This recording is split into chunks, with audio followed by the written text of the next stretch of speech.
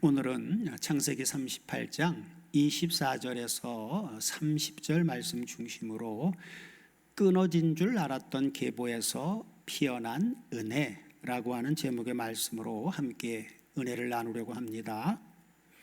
사랑하는 다솜가족 여러분, 살다 보면 모든 것이 끝난 것처럼 보일 때가 있습니다. 가정도, 그리고 건강도, 또 우리의 사역도, 또 우리의 신앙도 이제는 돌이킬 수 없겠구나 하는 그런 순간이 있습니다. 창세기 38장도 바로 그런 장입니다. 유다는 하나님을 떠났습니다. 왜 성경은 찬란한 요셉의 꿈 이야기를 하다가 갑자기 흐름을 뚝 끊고 유다의 이 수치스럽고 어두운 가정사를 여기에 배치해 두었을까요? 이어지는 이제 다음 주에 나눌 39장으로 가보면 요셉은 바로의 신하 시위대장 애굽 사람 보디발의 집에서 거룩함을 지키기 위해서 몸부림칩니다. 요셉은 그 유혹의 한복판에서 승리했지만 오늘 본문의 유다는 하나님을 떠나 가나안으로 내려갔고, 그리고 영적으로도 또한 도덕적으로도 완전히 붕괴하고 있었습니다.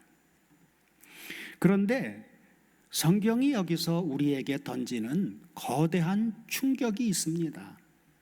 훗날 창세기 49장에서 야곱이 그 자녀들을 축복할 때 왕의 지팡이인 규라고 하는 이 왕의 지팡이 홀이라고 하죠. 규가 유다를 떠나지 않을 것이라고 하면서 메시아의 영광을 약속받은 지파가 바로 어떤 지파였습니까? 바로 유다 지파입니다. 그런데 그 메시아의 조상이 될 유다의 실존은 이토록 철저히 무너져 있습니다. 유다는 결국 가나안 여인과 결혼했죠. 그리고 스라의 아들 셋을 낳았습니다. 세월이 지나 유다의 장자 엘도 가나안 여자 다말과 결혼했지만 여호와의 보시기에 악하여 죽었습니다. 그리고 둘째 아들 오난도 여호와의 보시기에 악하여 죽었습니다. 그리고 세대 결혼 가운데 있는 마지막 셋째 아들 셀라도 며느리 다말에게 주기로 약속만 했을 뿐 실제로는 다말에게 주어지지 않습니다. 다말은 남편을 잃고, 그리고 미래도 잃고, 그리고 소망도 잃었습니다. 인간의 눈으로 보면 이미 하나님의 언약의 계보는 끝난 것처럼 보입니다. 그러나 하나님은 인간이 끊어놓은 계보를 다시 이어가시는 분이십니다. 오늘 본문은 오늘의 우리에게 끊어진 줄 알았던 계보에서 피어난 은혜를 보여주고 있습니다. 자, 오늘 본문은 어떻게 시작됩니까? 본문 24절을 다 같이 보시면 석 달쯤 후에 혹이 유다에게 고하여 가로되 내 며느리 다말이 행음하였고 그 행음함을 인하여 잉태하였느니라. 유다가 가로되 그를 끌어내어 불사르라 하고 시작됩니다. 오늘 본문은 충격적인 소식으로 시작됩니다. 내 며느리 다말이 음행하였고 그 음행을 인하여 잉태하였다. 자, 이 말을 들은 유다는 즉시로 뭐라고 얘기합니까? 그를 끌어내어 불사르라 하고 말합니다. 참으로 이상합니다. 같은 죄를 지은 사람 유다가 심판자가 되었습니다. 죄인이 도리어 죄를 가장 강하게 정죄할 때가 많습니다. 그러나 하나님은 진실을 드러내십니다. 그래서 이어지는 본문 25절을 다 같이 보시면 자, 여인이 끌려 나갈 때에 보내어 시부에게 이르되 이 물건 임자로 말미암아 잉태하였나이다. 청컨대 보소서 이 도장과 그 끈과 지팡이가 네 것이니까 한지라 하고 말씀합니다. 다말은 사람을 비난하지 않습니다. 변명도 하지 않습니다. 그저 증거를 보냅니다. 이 물건들의 임자로 말미암아 내가 잉태하였습니다. 그리고 이어서 그는 뭐라고 얘기합니까? 청컨대 보소서 하고 말합니다.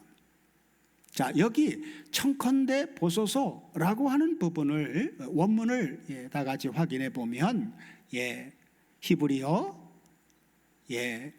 하켈나입니다. 히브리어 하켈나. 이것을 직역하면 제발 알아보십시오. 부디 확인해 보십시오. 청컨대 식별해 보십시오.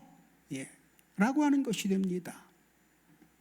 자, 그런데 이 표현이 어디에서도 나왔습니까? 우리가 앞서서 나누었던 창세기 37장 32절을 보면 자, 형들이 요셉의 옷을 가져와 야곱에게 이렇게 말하죠. 다 같이 한번 보시면 그 채색 옷을 보내어 그 아비에게로 가져다가 이르기를 우리가 이것을 얻었으니 아버지의 아들의 옷인가? 하켈라 보소서. 보소서가 바로 하켈라입니다. 하켈라 보소서 하매 요셉을 팔아넘겼던 죄가 동일한 표현을 통해서 유다에게 되돌아온 것입니다. 하나님은 잊지 않으셨습니다. 유다가 과거에 사용했던 말이 이제 자신을 심판하는 말이 되었습니다. 자, 이어지는 본문 26절을 보면 다말이 내민 증거물들을 본 유다는 어떻게 반응합니까? 자, 다 같이 보시면 유다가 그것들을 보고 가로되 그는 나보다 옳도다. 내가 그를 내 아들 셀라에게 주지 아니하였음이로다 하고 다시는 그를 가까이 하지 아니하였더라 하고 말씀합니다. 유다는 다말이 내민 도장과 그 끈과 지팡이를 보면서 순간 온몸이 얼어붙었을 것입니다. 내가 뿌린 죄의 씨앗이 그대로 내게 거두어지는구나. 자기가 판 함정에 자기가 빠진 유다의 모습은 하나님의 불꽃 같은 눈동자 앞에서 그 어떤 인간도 자신의 죄를 숨길 수 없음을 단적으로 보여줍니다. 세월이 흘러 기억의 저편으로 사라진 줄 알았던 죄악을 하나님은 가장 정확한 때에 가장 정확한 언어로 유다의 눈앞에 대면시키십니다. 마침내 유다는 이렇게 고백하죠. 그는 나보다 옳도다. 그는 나보다 옳도다. 자, 여기서 옳도다라고 하는 이 부분도 원문을 통해서 보면 옳도다라고 하는 이것이 히브리어 차다크입니다. 원형이 히브리어 차다크. 자, 히브리어 차다크는 의롭다, 그리고 정당하다, 그리고 옳다라고 하는 뜻입니다. 이는 창세기 38장 전체에서 가장 중요한 고백입니다. 유다가 처음으로 자신의 죄를 인정한 것입니다. 요셉을 팔았을 때는 침묵했습니다. 아버지를 속일 때는 회개하지 않았습니다. 사랑하는 여러분, 그렇다고 오해하지 마십시오. 다말이 시아버지를 속여 동침한 행위 자체가 윤리적으로 정당하거나 선하다라고 하는 그런 뜻이 아닙니다. 성경은 다말의 인간적인 편법을 결단코 미화하지 않습니다. 당시 고대 근동의 수혼제도, 곧 계대 결혼은 가문의 대가 끊어지는 것을 막고 연약한 여인을 보호하기 위한 언약적 장치였습니다. 유다는 자신의 아들 셀라를 잃을까 봐 두려워서 이 언약적인 책임을 회피했습니다. 하나님의 약속이 끊어지든 말든 내 아들만 살리겠다는 인본주의였습니다. 반면에 다말은 자신의 목숨을 걸고 수치와 죽음의 위험을 무릅쓰고서라도 흘러가야 할 하나님의 언약의 줄기가 끊어지는 것을 막고자 했습니다. 이제 유다는 깨달은 것입니다. 나는 내 안위를 위해 하나님의 언약을 버렸는데 내 며느리는 목숨을 걸고 하나님의 약속을 붙들었구나 하고 말입니다. 즉 자기 안위와 아들을 지키기 위해 언약을 헌신짝처럼 버린 유다의 종교적 위선에 비하면 약속을 갈망했던 다말의 절박함이 하나님이 보시기에 더 의롭고 정당했다라고 하는 뜻입니다. 이제 유다는 하나님 앞에서 무너집니다. 그러나 하나님의 구속사는 언제나 여기서 시작됩니다. 자신을 변호하는 사람이 아니라 자신의 죄를 인정하는 사람에게 은혜가 임합니다. 유다가 자존심을 버리고 자신의 수치를 있는 그대로 인정했을 때 비로소 그의 무너진 영성이 회복되기 시작했습니다. 내가 죄인임을 인정하는 그 절망의 마루턱이 하나님의 거룩한 계보가 다시 힘차게 뻗어나가는 전환점이 된 것입니다. 이처럼 참된 회개는 인간의 부끄러운 실패마저도 영광스러운 구원의 도구로 바꾸어 놓는 하나님의 구속사의 시작이 됩니다. 우리도 그렇습니다. 주님과 연합된 사람은 자신을 의롭다고 주장하는 사람이 결단코 아닙니다. 오직 그리스도만이 의롭다고 고백하는 사람입니다. 하나님은 완벽한 사람을 찾지 않으십니다. 죄를 인정하는 겸손한 사람을 찾으십니다. 자, 이어지는 본문 27절은 이제 출산 장면으로 전환됩니다. 다 같이 보시면 임산하여 보니 쌍태라 하고 말씀합니다. 여기서 우리는 놀라운 사실을 발견합니다. 장자 엘이 죽었습니다. 둘째 오난도 죽었습니다. 그리고 셋째 셀라도 사실상 다말과의 관계가 끊어진 상태였습니다. 인간적으로 보면 유다 집안 언약의 계보는 끝났습니다. 그러나 하나님은 예상치 못한 방법으로 새로운 길을 여십니다. 다말의 태에서 쌍둥이가 태어난 것입니다. 사랑하는 여러분, 성경을 보면 늘 그렇습니다. 아브라함의 아내 사라는 불임이었습니다. 그리고 이삭의 아내 리브가도, 또한 야곱이 가장 사랑했던 라헬도 불임이었습니다. 그런데 하나님은 가장 불가능해 보이는 그 자리에서 약속을 이루셨습니다. 왜 그렇습니까? 구원은 인간의 능력이 아니라 하나님의 은혜로 이루어지기 때문입니다. 구속사적으로 보면 이 장면은 장차 오실 그리스도를 바라보게 합니다. 베레스의 탄생은 구약과 신약을 잇는 거대한 구속사의 징검다리입니다. 훗날 룻기서 4장 12절을 보면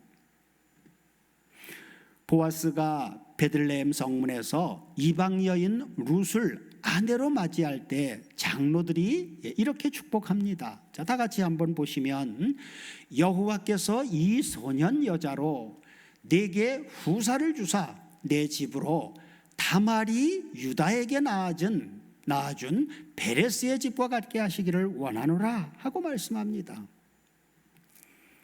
그리고 룻기서는 바로 이 베레스의 계보가 결국 다윗 왕으로 이어지는 것으로 끝이 납니다. 또한 이 계보는 마침내 마태복음 1장에 메시아 예수 그리스도의 계보로 직결됩니다. 자, 마태복음 1장 3절을 확인해 보시면 이렇게 말씀하고 있지요. 자, 다 같이 보시면 유다는 다말에게서 베레스와 세라를 낳고 베레스는 헤스론을 낳고 헤스론은 람을 낳고 그러면서 쭉 내려가서 결론 16절로 내려가 보면 16절에서 이렇게 말씀해 주고 있죠. 그래서 베레스의 계보를 통해서 야곱은 마리아의 남편 요셉을 낳았으니 마리아에게서 그리스도라 칭하는 예수가 나시니라 하고 바로 메시아 예수 그리스도의 계보로 바로 직결이 되죠. 자, 만약 유다가 정상적인 방법으로 아들을 낳아 메시아의 조상이 되었다면 그것은 인간의 혈통이 일구어낸 가문의 영광이었을지도 모릅니다. 그러나 하나님은 인간의 의로움의 탑이 아니라 철저한 인간의 실패 위에 하나님의 은혜의 기념비를 세우셨습니다. 인간은 무너진 현실과 실패만을 보았지만 하나님은 그 깊은 어두움 속에서 이미 가장 찬란한 메시아의 길을 신실하게 준비하고 계셨던 것입니다. 자, 드디어 다말이 출산할 때에 어떤 일이 일어납니까? 본문 28절 이후 본문 끝까지 같이 보시면 이렇게 말씀해 주고 있죠.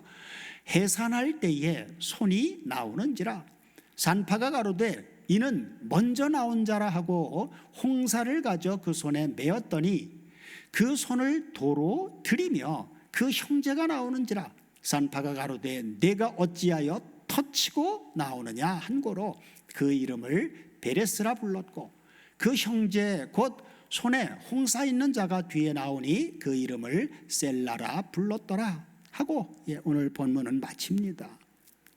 자, 출산 중에 놀라운 사건이 발생하죠. 자, 한 아이가 먼저 손을 내밀었습니다. 산파가 그 아이의 손에 붉은 실을 묶었습니다. 자, 이것은 이 아이가 먼저 나왔다라고 하는 장자의 표시입니다. 그런데 갑자기 손을 집어넣습니다. 그리고 다른 아이가 먼저 태어납니다. 그 아이가 바로 누굽니까? 그 아이가 바로 베레스입니다. 자, 이를 본 산파는 내가 어찌하여 터치고 나오느냐 하고 말합니다. 그래서 여기 터치고 본문에 터치고라고 하는 이 부분을 원문을 확인해 보면 자, 터치고라고 하는 이 부분이 원문을 보면 히브리어 원형이 파라치입니다. 파라치. 히브리어 파라치는 터치고 나오다, 또 돌파하다, 터뜨리다 라고 하는 뜻입니다. 그래서 이름이 바로 이제 베레스가 된 것이죠. 베레스는 터치고 나옴, 돌파, 그리고 터짐이라고 하는 의미입니다.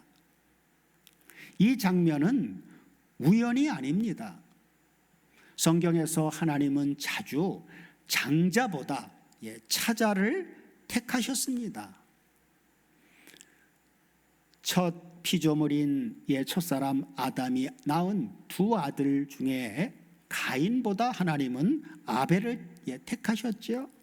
그리고 아브라함에게 있어서도 이스마엘보다 이삭을 택하셨고, 그리고 이삭의 쌍둥이 아들 두 아들 중에 장자인 에서보다 하나님은 야곱을 택하셨습니다. 그리고 이제 오늘 본문의 세라보다 하나님은 베레스를 택하셨습니다. 왜 그렇습니까? 하나님의 구원은 인간의 자격이나 순서가 아니라 하나님의 은혜와 하나님의 선택에 달려있기 때문입니다. 세상은 늘 붉은 실을 묶는 자, 즉 눈에 보이는 스펙이 있고 자격이 있으며 앞서 나가는 세상의 인과율 그리고 룰을 따르라고 합니다. 율법의 행위나 자격으로 따지면 유다 가문은 벌써 심판을 받아 멸절되었어야 마땅합니다. 그러나 베레스가 태의 문을 찢고 나온 것처럼 하나님의 은혜는 인간이 그어놓은 서열과 자격의 울타리를 파라쳐 깨뜨려 부수고 들어옵니다. 예수님 당시 내세울 공로가 전혀 없었던 세리의 가슴 속에, 그리고 현장에서 간음하다가 잡힌 여인의 눈물 속에, 그리고 오늘 저와 여러분의 부끄러운 실존 속에 거침없이 밀고 들어오는 불가항력적인 은혜의 원리가 바로 베레스의 역사입니다. 사람이 보기에는 붉은 실을 묶은 세라가 먼저였고, 그리고 당연해 보였지만 하나님은 베레스를 선택하셨습니다. 이것이 바로 은혜입니다. 은혜는 인간의 자격을 따라 흐르지 않습니다. 하나님의 뜻을 따라서 흐릅니다. 그래서 우리가 구원받은 것도 우리가 더 선해서가 결단코 아닙니다. 그리고 더 자격이 있어서도 아닙니다. 하나님의 은혜가 먼저 우리를 붙드셨기 때문입니다. 결국 구속사의 계보를 이어가시는 주인은 우리 아버지 하나님이십니다. 창세기 38장은 이상한 이야기처럼 보입니다. 유다의 실패, 또 다말의 눈물, 죽음, 상처, 그리고 수치. 그러나 마지막에 남는 것은 무엇입니까? 그것은 바로 언약의 계보입니다. 하나님은 인간의 죄를 좋아하시지 않으십니다. 그러나 인간의 죄 때문에 당신의 약속을 포기하지도 않으십니다. 인간은 실패하지만 하나님은 실패하지 않으십니다. 인간은 약속을 놓치지만 하나님은 약속을 놓치지 않으십니다. 인간은 길을 잃지만 하나님은 길을 만드십니다. 자, 오늘 본문이 오늘의 우리에게 주시는 말씀은 무엇입니까? 사랑하는 여러분, 우리는 이미 그리스도와 연합된 사람들입니다. 우리가 주님을 붙드는 것이 아니라 주님께서 우리를 붙드셨습니다. 우리가 신앙생활을 하는 가운데 때로는 나는 왜 이렇게 부족할까? 나는 왜 자꾸 실패할까? 내 인생은 너무 늦은 것은 아닐까? 하고 생각할 수도 있습니다. 그러나 오늘 본문은 말씀합니다. 유다도 실패했습니다. 다말도 눈물을 흘렸습니다. 언약의 계보도 끊어진 것처럼 보였습니다. 그러나 하나님은 그 자리에서 베레스를 태어나게 하셨습니다. 하나님은 인간이 끝났다고 여기는 바로 그 자리에서 구원의 역사를 시작하십니다. 죽음의 자리에서 생명을 일으키십니다. 그리고 그 모든 일은 결국 예수 그리스도께로 이어집니다. 주님과 연합된 우리는 우리 자신의 성공 때문에 서 있는 것이 아닙니다. 그리스도의 신실하심 때문에 서 있는 것입니다. 우리가 그리스도와 연합되었다라고 하는 것은 우리의 과거가 아름다워졌다라고 하는 뜻이 아닙니다.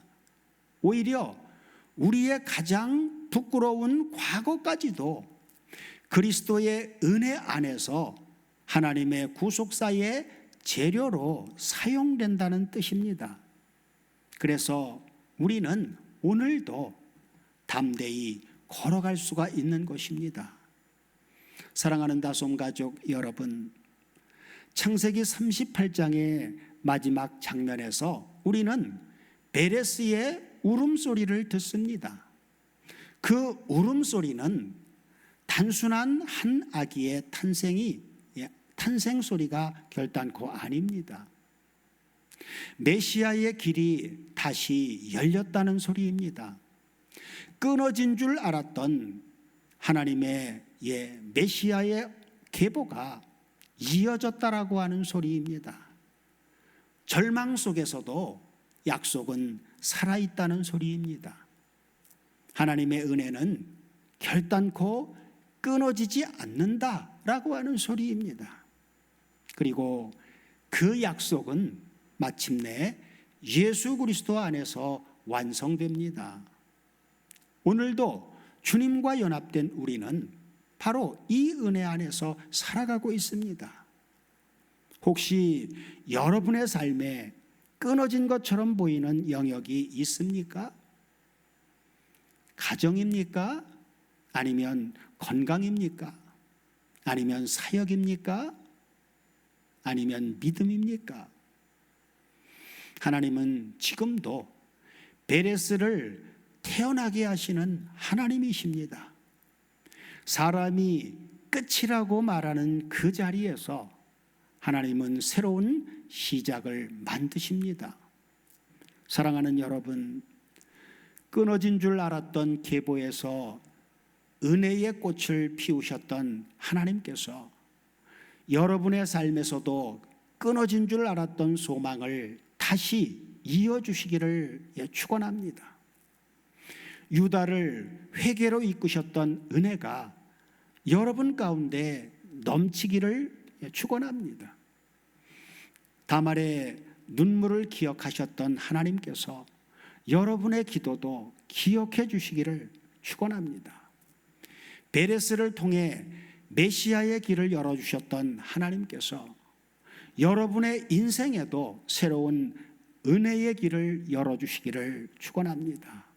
그리고 무엇보다도 그리스도와 연합한 자로서 환경이 아니라 하나님의 약속을 바라보며, 실패가 아니라 하나님의 은혜를 바라보며, 끝이 아니라 완성을 보면서 살아가는 복된 저와 여러분이 되시기를 우리 주 그리스도 예수의 이름으로 축원합니다. 아멘.